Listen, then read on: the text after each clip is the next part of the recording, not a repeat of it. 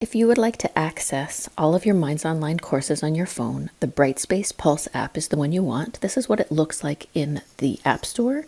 When you open up that app, it gives you a few introductory screens that you can look at if you want to, and when you're ready, you click Get Started.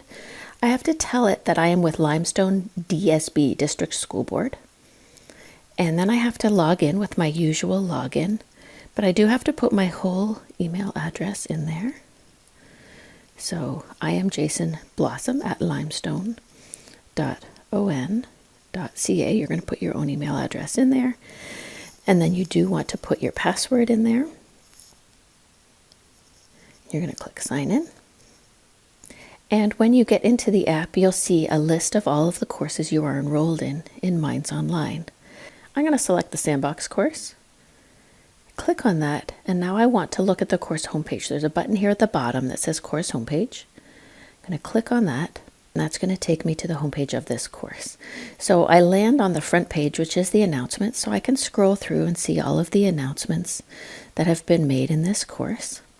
If I want to go elsewhere in my course, it's these three lines at the top left of my course that I want to use. So my course home is there. That's where I just was. If I want to look at all announcements, I can push that button.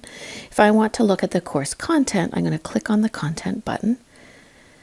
And I can see Unit 1 is there, but it looks awfully empty. It's this little arrow at the top left that's going to let me see what's inside the content. So there are my units. By touching the triangle, I can get into the lessons, and I can touch on Lesson 1. I can touch the triangle again to hide that navigation, and I can see Lesson 1 here. So my teacher might have written some words and added some images and videos for my learning. There might be a link to an assignment. There might be an embedded video with some instructions. This is how I see the content. If I want to go to a different part of the content, I just touch that arrow again, and I can navigate wherever I'd like to go. If I would like to submit an assignment, I can go back to those three lines, scroll through, find the assignments.